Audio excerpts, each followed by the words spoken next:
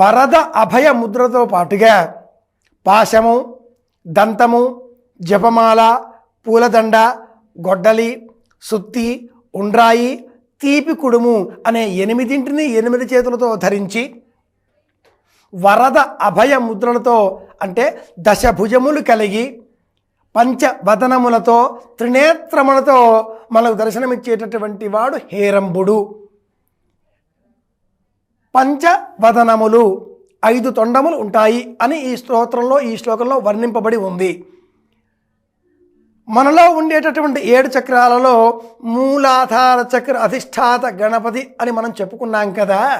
ఈ మూలాధార చక్రంలో ఉండేటటువంటి వైశిష్ట్యం ఏమిటి అంటే యోగశాస్త్రం ఈ మూలాధార చక్రంలో కూడా తెలుపు వర్ణంలో ఉండేటటువంటి ఏనుగు 5 తొండములు కలిగి ఉంటుంది.